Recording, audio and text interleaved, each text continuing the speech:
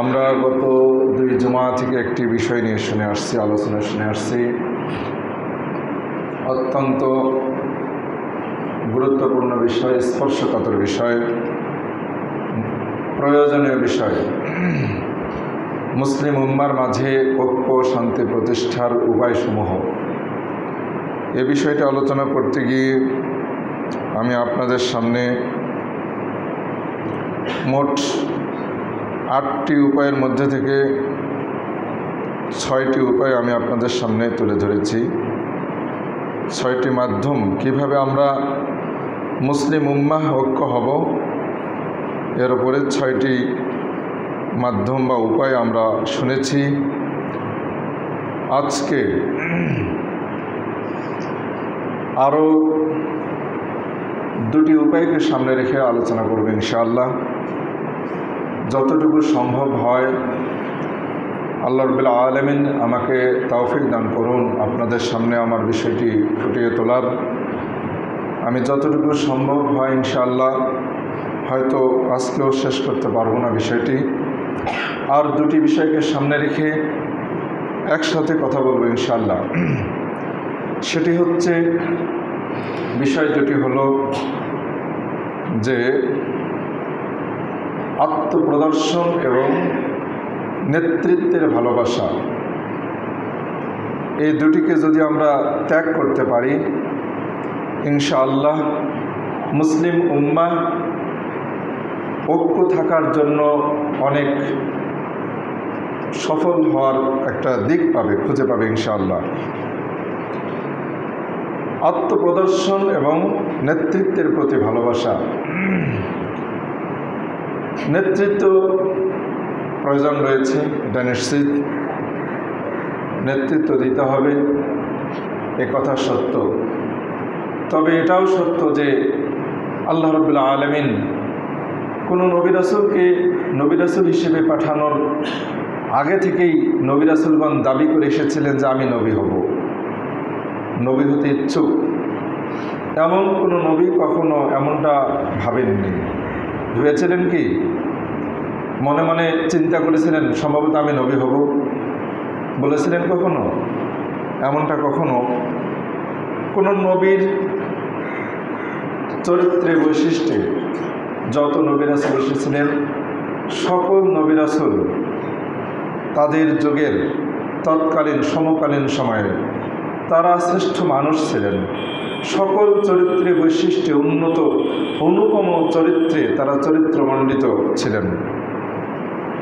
এতদা সত্ত্বেও তারা কখনো নিজে কল্পনা করেননি, ভাবেননি, যে দাবি করেননি যে আমি নবী হব।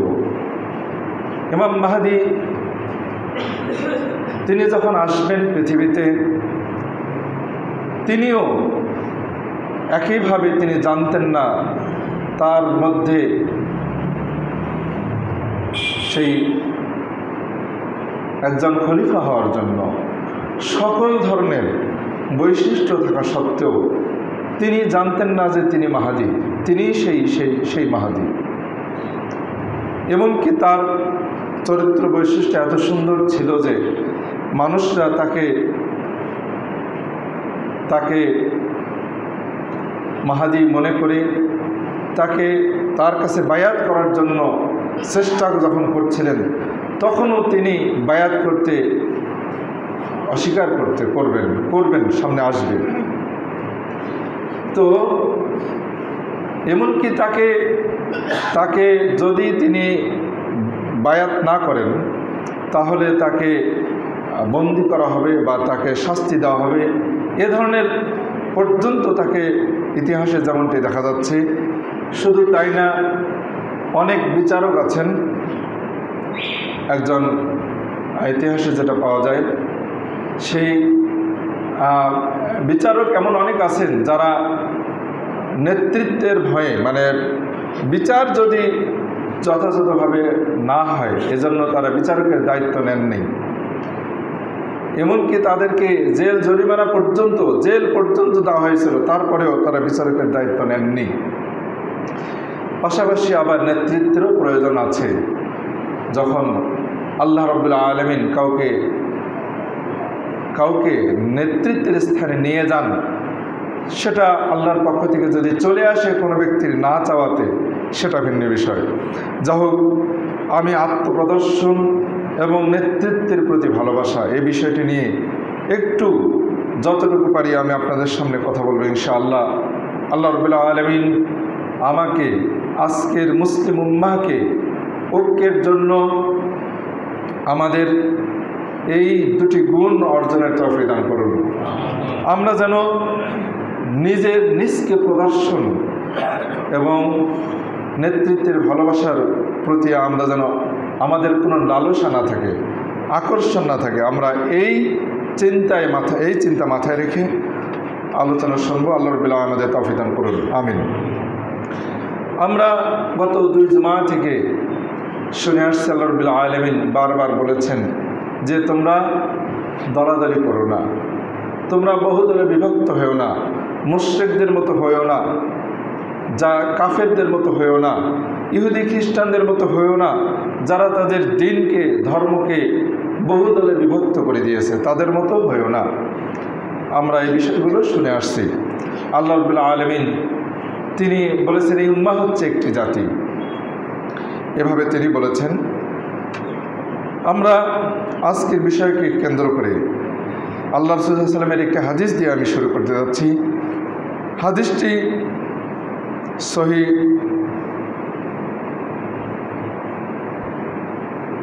বুখারীর 7148 নম্বর হাদিসে এসেছে। রাসূলুল্লাহ সাল্লাল্লাহু আলাইহি ওয়াসাল্লাম বলেছে, ইন্নাকুম সাতাহরিসুনা আলাল ইমারাতি, তোমরা শীঘ্রই নেতৃত্বের জন্য আগ্রহী হবে, শাসনভার নেওয়ার জন্য আগ্রহী হবে, আকৃষ্ট থাকবে, তোমাদের লালসা থাকবে, লোভ থাকবে। সাতাকুনু নাদামাতান ইয়াউমাল কিয়ামা, কিন্তু এই শাসনভার গ্রহণ এটি কিয়ামতের দিনে হয়ে যাবে নাদামা, অর্থাৎ অনুতাপের কারণ হবে, আফসোসের কারণ হবে, পরিতাপের কারণ হবে। এবং সাতাকুনু নাদামাতান ইয়াউমাল কিয়ামা, এটি কিয়ামতের দিনে অত্যন্ত আফসোসের কারণ হবে। কাজী ফানি'মাল মুরদিআতু ওয়া বিসাল ফাতিমা, আল্লাহ রাসূল একটি উদাহরণ দিয়ে বলেছেন যে কতই না ভালো সেই মা, যে মা তার শিশুকে দুধ পান করাচ্ছেন, শুরু করলেন দুধ পান করাতে, এটা অত্যন্ত সম্মানের কাজ, আনন্দের বিষয়। এবং বিসাতিল মুরদিআ, এবং যে মা তার শিশুকে দুধ পান ছড়াচ্ছেন তিনি কতই না দুঃখিত। এখানে আল্লাহ রাসূল সাল্লাল্লাহু আলাইহি ওয়াসাল্লাম তিনি এমন একটি উদাহরণ দিলেন, এই উদাহরণটি আমাদের একটু বুঝতে হবে। সেটি হচ্ছে যে শাসনের দায়িত্ব গ্রহণ, এর প্রথম অবস্থাটা হবে অত্যন্ত সম্মানের, অত্যন্ত আকর্ষণের, খুবই আনন্দের। যেমন মা তার শিশুকে প্রথম দুধ পান করাচ্ছেন, এটা যেমন হবে আনন্দের, সম্মানের। যেমন ঠিক তার বিপরীতে শাসন ক্ষমতার শেষটা হবে অত্যন্ত খারাপ দিক। সেটি লেখকরা এর ব্যাখ্যা করেছেন, হয়তো সেটা হবে হত্যার মাধ্যমে, অথবা বরখাস্তের মাধ্যমে, অথবা কিয়ামতের দিনে ভয়াবহ জবাবদিহিতা বা পরিতাপের মাধ্যমে। এটার শেষ পরিণতি হলো, ক্ষমতার শেষ পরিণতি হলো এই তিনটি, যে যত ভালো ক্ষমতাই, যত ভালোভাবেই শাসন ক্ষমতা পরিচালনা করুক না কেন, তাকে ক্ষমতা থেকে নামতে হবে। সেটা বরখাস্তের মাধ্যমেই হোক, সেটা যে কোনোভাবেই হোক না কেন, হত্যার মাধ্যমে হলেও তাকে ক্ষমতা ত্যাগ করতে হবে। আমরা খোলাফায়ে রাশেদিনদের ইতিহাস দেখি, যে কোনোভাবেই হোক না কেন, নিহত, হত্যা, বরখাস্ত ন্যায়সঙ্গতভাবে হোক আর অন্যায়ভাবে হোক, হত্যা জালেম হওয়ার কারণে নিহত হোক বা মাজলুম হওয়ার কারণে নিহত হোক, যে কোনোভাবে হোক না কেন, এটা আসতে পারে, তাকদিরে হতে পারে। 4 খলিফার 3 খলিফাই নিহত হয়েছেন। 3 খলিফাই নিহত হয়েছেন। তার অর্থ এ নয় যে তারা ছিলেন জালেম, এটা নয়। কিন্তু ক্ষমতার বিষয়টি এত ভয়ঙ্কর, এত মারাত্মক, যার ইতিহাস আমাদের কাছে স্পষ্ট, আমাদের দেশে স্পষ্ট, বর্তমান বিশ্বে এই নজির, এই ইতিহাস চলতেই আছে, ভয়ঙ্করভাবে চলছে। আসুন আমরা, আমাদের কাছে নতুন করে এর দৃষ্টান্ত স্পষ্ট করে বলার কোনো সুযোগ নেই, আমরা সকলেই বুঝি জানি। কাজেই ক্ষমতার শেষটা হবে অত্যন্ত ভয়ঙ্কর, সেটা জালেম হওয়ার কারণেই হোক বা মাজলুম হওয়ার কারণেই হোক। আল্লাহ রাসূল সাল্লাল্লাহু আলাইহি ওয়াসাল্লাম তিনি বলেছেন, তিনি হাদিসটি ইমাম বাজ্জার নিয়ে এসেছেন, ইমাম তাবারানী তার আল-আওসাতের মধ্যে নিয়ে আসছেন, বাজ্জার নিয়ে আসছেন 1597 নম্বর হাদিসে, ইমাম তাবারানী তিনি তার আওসাতের মধ্যে নিয়ে আসছেন 6891 নম্বর হাদিসে। আওফ বিন মালিক সাহাবী থেকে বর্ণিত, তিনি বলছেন, ইন শি'তুম আনবা'তুকুম আনিল ইমারাতি ওয়া মা হিয়া আউয়ালুহা। আমি, আল্লাহ রাসূল বললেন, তোমরা কি চাও আমি তোমাদের নেতৃত্ব সম্পর্কে জানাই? নেতৃত্ব সম্পর্কে আমি তোমাদেরকে কিছু কি বলবো? আল্লাহ রাসূল বললেন, এর শুরুতে রয়েছে গালি। হাদিসের অর্থ, শুরুতে রয়েছে গালি, এরপর আছে হলো অনুতাপ পরিতাপ, এবং শেষে রয়েছে কিয়ামতের দিনে আযাব। তবে সে ব্যতীত যে ন্যায় বিচার করে তার জন্য কিয়ামতের দিনে রয়েছে মুক্তি, নয়তো আযাব।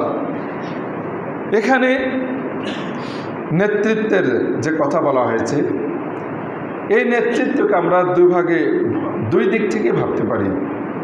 দুনিয়ার পরিচালনা নেতৃত্ব, ধর্মীয় নেতৃত্ব, দুটাই আমরা ভাবতে পারি।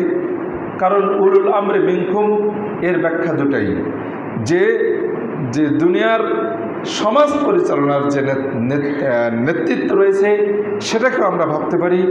দিনের ক্ষেত্রে, দিনের যারা দায়ী, যারা দিনের ক্ষেত্রে যারা মুসলিম আমরা দাবিদার, আমরা তো সকলেই, আল্লাহ রাসূল বলেছেন, কুল্লুকুম কুনতুম খায়রা উম্মাহ, আল্লাহ রাব্বুল আলামিন বলেছেন, কুনতুম খায়রা উম্মাতিন উখরিজাত লিন-নাস তা'মুরুনা বিল মা'রুফ ওয়া তানহাউনা আনিল মুনকার। তোমরা এমন একটা জাতি, তোমাদেরকে আবিষ্কার করা, তোমাদেরকে সৃষ্টি করা হয়েছে মানুষদেরকে সৎ কাজের আদেশ দেওয়ার জন্য আর অসৎ কাজ থেকে বাধা দেওয়ার জন্য। এটাই হচ্ছে তোমাদের সবচেয়ে বড় লকব, উপাধি, এটাই হচ্ছে তোমাদের সবচেয়ে বড় পদবী। কাজেই এই জন্যই তোমাদেরকে দুনিয়াতে সৃষ্টি করা হয়েছে।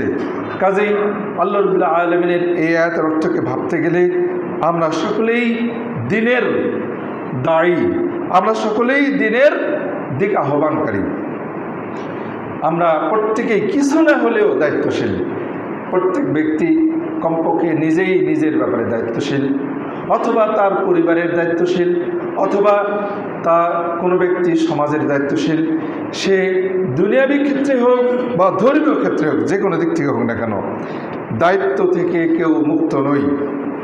কাজেই এই দায়িত্বের ব্যাপারে আমরা একটু চিন্তা করব যে দায়িত্ব বোধ, এটা যদি দায়িত্ব পালনের, সত্যিকারে যদি কারোর মধ্যে দায়িত্ব পালনের ইচ্ছা থাকে আল্লাহ রাব্বুল আলামিনের সন্তুষ্টির জন্যে, দায়িত্ব পালনের যদি কোনো ব্যক্তির সত্যিকারে আল্লাহ রাব্বুল আলামিনের সন্তুষ্টির জন্য ইচ্ছা থাকে, এবং এমন সময়ে দায়িত্ব নিতে হচ্ছে যখন সেই শূন্যস্থান পূরণের কেউ নাই, তাকেই নিতে হবে।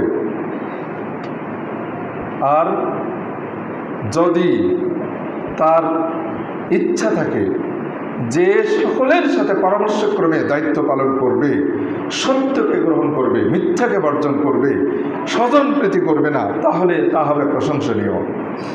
কিন্তু সেই দায়িত্ব যদি হয় নেতৃত্বের লালসা, অপরের উপদেশ গ্রহণে অনীহা, আদেশ নিষেধে একচ্ছত্র আধিপত্য, সে যা বলবে তাই, যা সিদ্ধান্ত দেবে সেটাই চূড়ান্ত, তবে এটি হবে ভয়ঙ্কর একটা রোগ, মরণ ব্যাধি। এই ব্যাধি যার মধ্যে আছে সে ভয়ঙ্কর রোগে আক্রান্ত।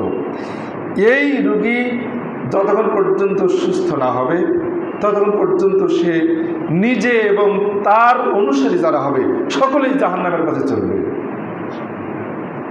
যারা আজকে নেতৃত্বের স্থানে যারা আছে, নেতৃত্বের লালসায় অন্যদের পরামর্শ গ্রহণে কখনো তারা করতে আগ্রহী নয়, নিজের সিদ্ধান্ত একচ্ছত্র আধিপত্য এইসব চিন্তা ভাবনা নিয়ে এই ভয়ঙ্কর রোগে, এই ভয়ঙ্কর জীবাণু বা ভয়ঙ্কর যে বহু রোগে আক্রান্ত যারা রয়েছে, এই সব রোগে আক্রান্ত ব্যক্তিদের তারা নিজেরা রোগী এবং এই রোগীদের পিছনে যারা ছুটছে তারাও রোগী।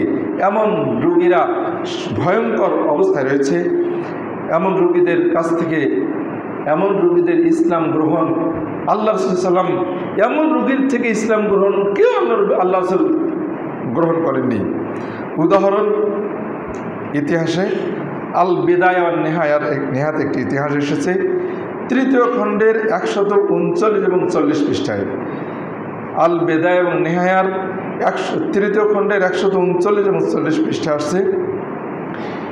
ইমাম জুহরি রাহিমাহুল্লাহ তিনি নিয়ে আসছেন, একটি ইতিহাস নিয়ে আসছেন। নবী সাল্লাল্লাহু আলাইহি ওয়াসাল্লাম তিনি বনি আমির বিন সসা এদের কাছে আসলেন ইসলামের দাওয়াত দেওয়ার জন্যে। তিনি তাদেরকে আল্লাহর দিকে আহ্বান করলেন। তাদের কাছে তিনি নিজকে পেশ করলেন, নিয়ে গেলেন, গিয়ে তাদেরকে ইসলামের দাওয়াত দিলেন। তাদের মধ্যে একজন বাহির ইবনে ফিরাস নামে একজন ব্যক্তি ছিল। সে বলল, আল্লাহর কসম, যদি এই কুরাইশের তরুণকে যদি আমি পেতাম তাহলে আমি এর মাধ্যমে গোটা আরবকে গ্রাস করে নিতাম, গোটা আরবকে আমার হস্তগত করতাম, আমার অধীনে করতাম। এরপরে সেই ব্যক্তি আল্লাহ রাসূলকে লক্ষ্য করে বলল, আচ্ছা বলো, যদি আমরা তোমাকে অনুসরণ করি, তোমার কথা মানি, তোমার ইসলামকে যদি গ্রহণ করি, তাহলে আর আল্লাহ যদি তোমাকে শত্রুদের উপরে বিজয় দান করেন, তাহলে কি তোমার মৃত্যুর পর এই নেতৃত্বকে আমাদের হবে না অন্যদের হাতে চলে যাবে? রাসূল সাল্লাল্লাহু আলাইহি ওয়াসাল্লাম বললেন, আল্লাহ রাসূল কি বললেন যে আল আমরু লিল্লাহি ইয়াদাউহু হাইসু ইয়াশা, নেতৃত্ব হচ্ছে আল্লাহর অধীনে, এটা আল্লাহর ইচ্ছা। আল্লাহ রাব্বুল আলামিন তিনি যাকে চান তাকে দেন, নেতৃত্ব আল্লাহ রাব্বুল আলামিন যাকে চান তাকে দেন। তখন ওই লোকটি বলল যে তাহলে আমাদের আর এর প্রয়োজন নেই। যদি আমরা তোমার জন্য, তোমার নেতৃত্বের জন্য আমরা আমাদের গলা আরবদের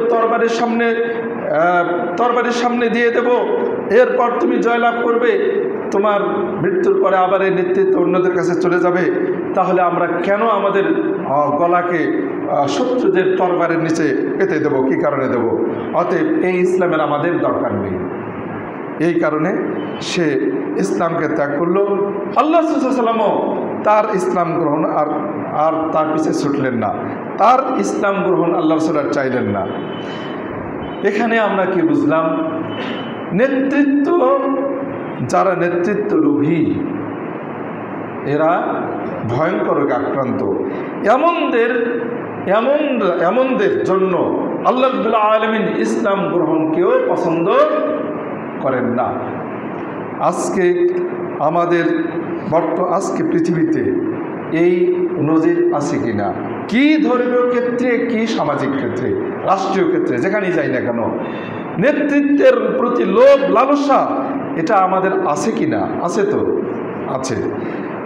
এটি একটি ভয়ঙ্কর বিষয়। সহিহ বুখারীর ৭১৪৯ নম্বর হাদিসে এসেছে, সহিহ মুসলিমের ১৭33 নম্বর হাদিসে এসেছে, আল্লাহ রাসূল সাল্লাল্লাহু আলাইহি ওয়াসাল্লামের কাছে দুই যুবক এসে চাইলেন যে, হে আল্লাহ রাসূল, আমাদেরকে দায়িত্ব দিন, আমরা দায়িত্ব পালনে সক্ষম হব, আমাদেরকে কোথাও কোনো এলাকায় আমাদেরকে গভর্নর হিসেবে নিযুক্ত করুন, কোনো এলাকার আমাদেরকে দায়িত্ব দিন, কোনো কাজ দিন আমাদেরকে। তখন আল্লাহ রাসূল বললেন, ইন্না লা নুওয়াল্লি হাযা মান সাআলাহু, যারা আমাদের কাছে এই দায়িত্ব চায় আমরা তাদেরকে দায়িত্ব দেই না। ওয়ালা মান হারাসা আলাইহি, এমনকি যে এই দায়িত্বের প্রতি লালসা দেখায়, লোভ দেখায়, আমরা তাদেরকে এইভাবে দায়িত্ব, এমন লোভীদেরকে, দায়িত্বের লোভীদেরকে দায়িত্ব দেই না। আল্লাহ সাল্লাল্লাহু আলাইহি ওয়াসাল্লাম এভাবেই, এই হাদিসের আলোকে বোঝা যাচ্ছে, এভাবেই তিনি ইসলামী প্রশাসনের পারিবারিক ইসলামী পরিবার হোক, ইসলামী দেশ হোক, সর্বক্ষেত্রেই ইসলামী প্রশাসনের একটি নীতি স্থাপন করলেন, যে যদিও তা আধুনিক নীতির থেকে ভিন্ন, বর্তমান আধুনিক অবস্থা থেকে ভিন্ন। আজকের অবস্থা আল্লাহ রাসূল সাল্লাল্লাহু আলাইহি ওয়াসাল্লামের আদর্শ দুটি বিপরীতমুখী, এক হচ্ছে না। আমি অত্যন্ত স্পর্শকাতর বিষয় নিয়ে কথা বলছি। ঐক্যতা চাই কোরআন সুন্নাহর আলোকে, ঐক্যতা চাই কোরআন সুন্নাহর আলোকে। আমি যা আলোচনা করছি অনেক বড় আলেমের একজন লেখকের লেখা অনুবাদটা হুবহু আমি নকল করে শোনাচ্ছি আপনাদেরকে। এখানে আমার নিজের কোনো কথা, তেমন কোনো কথাই নেই।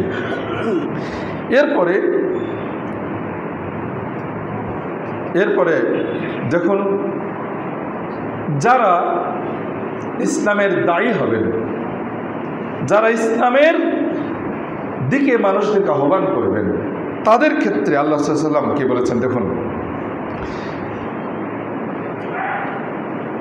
তুবা লিআবদিন আখিযুন বিআইনানি ফারাসিহি ফি সাবিলিল্লাহি আশআসা রাসুহু। হাদিসটি রেফারেন্স হচ্ছে সহিহ বুখারীর 2887 নম্বর হাদিস আসছে। হাদিসটি একটু লম্বা। আল্লাহ রাসূল বললেন, সৌভাগ্যবান সেই দাস যে আল্লাহর পথে তার ঘোড়ার লাগাম ধরে রাখে। আল্লাহর পথে সে ঘোড়ার লাগাম ধরে আছে, আদেশ আসলেই যুদ্ধে নামে পড়বে, যুদ্ধে শত্রুদের বিরুদ্ধে জেহাদে সে জড়িয়ে যাবে, জেহাদে সে ঝাঁপ দেবে। তার চুল হবে এলোমেলো, পা হবে ধুলায় মলিন, সে অনেক সাজসজ্জা সাজগোজ এমন কিছু তার থাকবে না।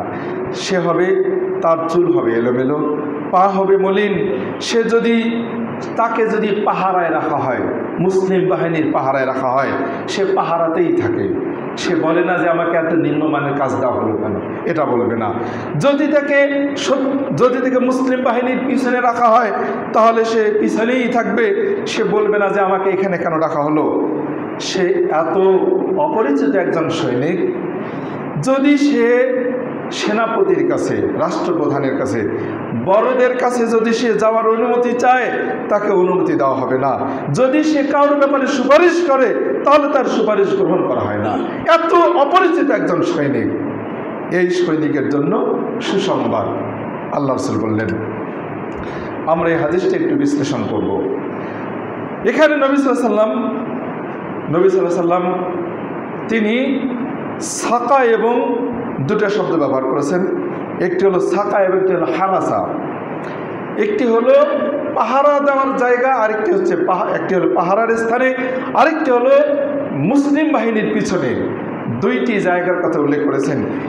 এবং পুরো হাদিসে নেতৃত্বের কোনো শব্দ আল্লাহ রাসূল নিয়ে আসেননি, যাতে করে নেতৃত্ব শব্দটিও তার উম্মায়ের কানে যেন না যায়, এমন কোনো শব্দ তিনি বললেন না। তিনি নেতৃত্বকে অগ্রভাগে সুনাম করানোর জন্য সামনে থাকার কোনো শব্দ প্রয়োগ না করে নিচের সাধারণ শব্দগুলো ব্যবহার করে তিনি সাহাবেদের মধ্যে নেতৃত্বের প্রতি যে মানুষের প্রেম বা ভালোবাসা, এর শিকড়কে আল্লাহ রাসূল সমূলে বিনাশ করেছেন, কেটে দিয়েছেন। তিনি এমন শব্দ ব্যবহার করেছেন যে শত্রু বাহিনীর, মুসলিম বাহিনীর পিছনে থাকা বা পাহারারত অবস্থায় যদি রাখা হয়, তাহলেও সে সেখানেই থাকে। তবে সে আল্লাহর পথে জেহাদের জন্য তার ঘোড়ার বা উটের লাগাম ধরে সর্বদাই প্রস্তুত। কি জন্য? আল্লাহ সন্তোষের জন্য। কাজে আসুন, ইয়া জবাব, লেখক বলছেন, আমি যে আরবি লেখকের লেখা পড়ছি, তিনি বলছেন, ইয়া জবাব, হে নেকের বাঘগুলো, যারা নেতৃত্বের দিকে আকৃষ্ট, তাদেরকে লক্ষ্য করে বলছেন, ইয়া জবাব, হে নেতৃত্বের আকৃষ্ট ব্যক্তিগণ, আল্লাহ রাসূলের বাণী শুনুন। আল্লাহ রসুল কি বলেছেন? ইমাম তিরমিজি হাদিস, সহি হাদিস ইমাম তিরমিজি নিয়ে আসছেন। আল্লাহ রসুল বলেছেন 2376 নম্বর হাদিস আসছে। আমি মাঝখানে একটু কথা বলি, সেটা হচ্ছে শুরুতে বলে আসছে নেতৃত্ব লাগবে, নেতৃত্ব লাগবে, না হলে মুসলিমরা কিভাবে সামনে এগিয়ে যাবে। কিন্তু নেতৃত্বের দাবি করা, নেতা সাজা, এটা কোনো নবী রাসূলও দাবি করেননি। ইমাম মাহদিও তিনি ইমাম মাহদি হিসেবে যখন তিনি প্রকাশ পেয়ে যাবেন, তখন স্পষ্ট হওয়ার আগ পর্যন্ত তিনি জানেন না যে তিনি মাহদি। কাজে মুসলিমদের নেতৃত্ব লাগবে। এরকম সর্ব উন্নত গুণে গুণান্বিত ব্যক্তিদেরকে আল্লাহ রাব্বুল আলামিন নিজ ক্ষমতায় নিয়ে আসবেন নেতৃত্বের স্থানে। আমাদের চাওয়া পাওয়ার কোনো দিক নাই। এটাই আমরা হাদিসের দৃষ্টিকোণ থেকে বলছি। কাজে আল্লাহ রাসূল সাল্লাল্লাহু আলাইহি ওয়াসাল্লাম কি বলছেন দেখুন, মা যিবানি জায়ানি উরসিলা ফি গানামিন বিআফসাদ লাহা মিন হিরসিল মারই আলাল মালি ওয়াশ শারাফি বিদীনিহি। হে নেকড়ে বাঘগুলো, দেখুন শুনুন আল্লাহ রাসূলের কথা। যারা নেতৃত্বের লোভী, যারা আত্ম প্রশংসাকে, যারা আত্ম প্রচারকে যারা পছন্দ করে, ভালোবাসে, তাদের ব্যাপারে আল্লাহ রাসূল বললেন দেখুন যে দুটি ক্ষুধার্ত নেকড়ে বাঘকে যদি একটি ছাগল পালের মাঝে ছেড়ে দেওয়া হয়, তাহলে যেমন ওই ছাগল পালকে ক্ষুধার্ত দুই বাঘ ধ্বংস করে দেবে, একটা করে ছাগলকে ধরবে আর আঘাত করবে, আহত করবে, রক্তাক্ত করবে, এমন দুটি ক্ষুধার্ত বাঘকে যদি ছাগল পালের মাঝে ছেড়ে দেওয়া হয়, ওই ছাগল পালকে যেমন নষ্ট করবে, রক্তাক্ত করবে, আহত করবে, প্রতিটি ছাগলকে যতক্ষণ পর্যন্ত ওই ক্ষুধার্ত নেকড়ে বাঘ দৌড়াতে সক্ষম হবে, ততক্ষণ পর্যন্ত সে যেমন ক্ষতি করবে ওই ছাগল পালের, তার থেকে বেশি ক্ষতিকর কোনো ব্যক্তির তার দিনের জন্য, তার চেয়েও কোনো ব্যক্তির তার দিনের জন্য বেশি ক্ষতিকর যদি তার লোভ থাকে ধন সম্পদের এবং সম্মানের প্রতি, নেতৃত্বের প্রতি। আশা করি বুঝছি আমরা বিষয়টি।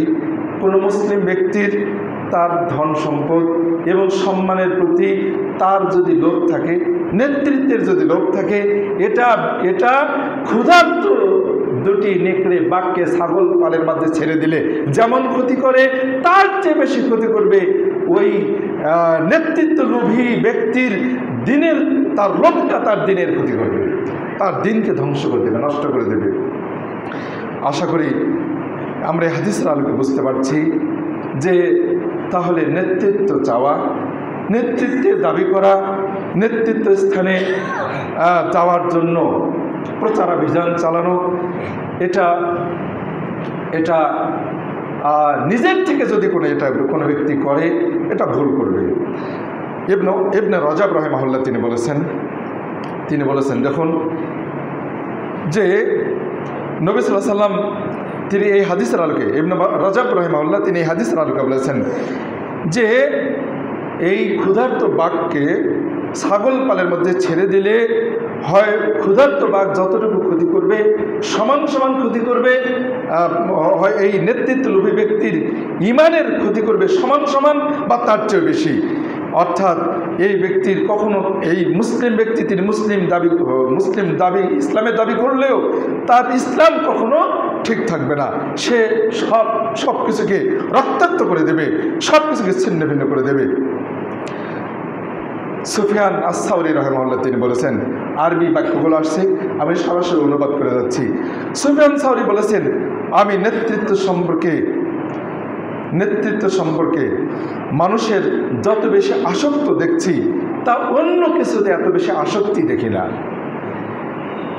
তিনি বলছেন, তুমি দেখতে পাবে একজন মানুষ খাবার, পানীয়, সম্পদ এবং পোশাকের প্রতি তত বেশি আসক্ত নয়, যে মানুষ অনেকে খাইতে আগ্রহী নয়, অনেক পোশাক পরতে হবে এমনটা নয়, অনেক কিছু আরামায়েশের অনেক কিছু সরঞ্জাম সংগ্রহ করতে এমনটা নয়। কিন্তু যারা খায়, যারা খাওয়ার প্রতি আসক্ত নয়, যারা পানীয়ের প্রতি আসক্ত নয়, সম্পদের প্রতি, পোশাকের প্রতি আসক্ত নয়, এমন ব্যক্তিরাও নেতৃত্বের প্রতি আসক্ত। তিনি একত্রে বলছেন। ইউসুফ বিন আসবাত বলেছেন, নেতৃত্বে নিরাসক্ত হওয়া দুনিয়ার প্রতি নিরাসক্ত হওয়ার চেয়েও কঠিন। অর্থাৎ দুনিয়ার প্রতি মানুষরা যত বেশি আকৃষ্ট নয়, তার চেয়ে বেশি আকৃষ্ট হচ্ছে নেতৃত্বের প্রতি। এরপরে সুফিয়ান তার এক বন্ধু আব্বাদ বিন আব্বাদকে চিঠিতে লিখেছিলেন। কি লিখেছিলেন? নেতৃত্ব প্রেম থেকে নিজকে বাঁচাও, কারণ একজন মানুষের কাছে নেতৃত্ব সোনার উপর চেয়ে বেশি প্রিয়। এটি এক অজ্ঞাত পথ, যা কেবল অভিজ্ঞ দূরদর্শী আলেমরাই বুঝতে পারবেন, দূরদর্শী ব্যক্তিরাই কেবলমাত্র বুঝতে পারবেন। তাছাড়া এই নেতৃত্বের প্রতি লোভ, এই রোগ কেউ চিহ্নিত করতে পারবে না।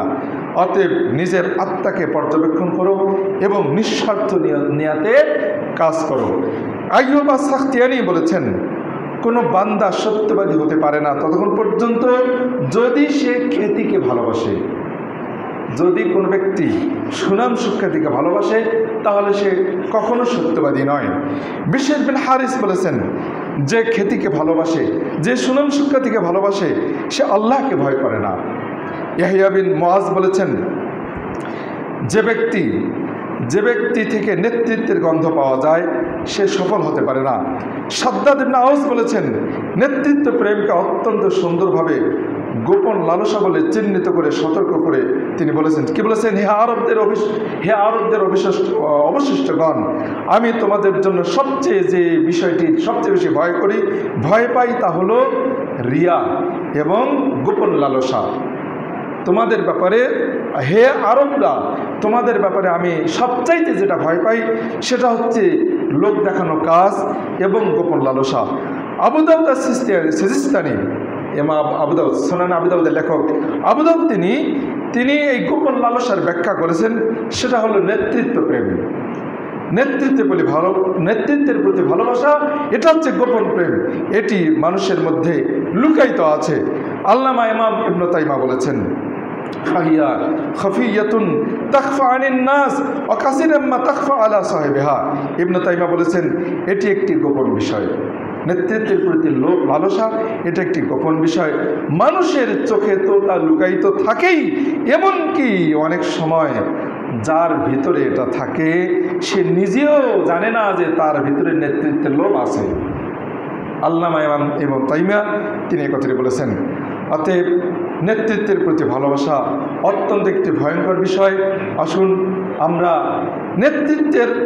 নেতৃত্ব প্রেম, যেটাকে নেতৃত্বের প্রতি ভালোবাসা, এর অনেক লক্ষণ রয়েছে। লক্ষণগুলো আমরা একটা একটা করে, আমি এই বিষয়টি একটু লম্বা বিষয়, আমি সামনে ইনশাআল্লাহ আমার এই আলোচনাটি এখনও বাকি থাকলো, সামনে আমি আপনাদেরকে উদারত আহ্বান জানাবো।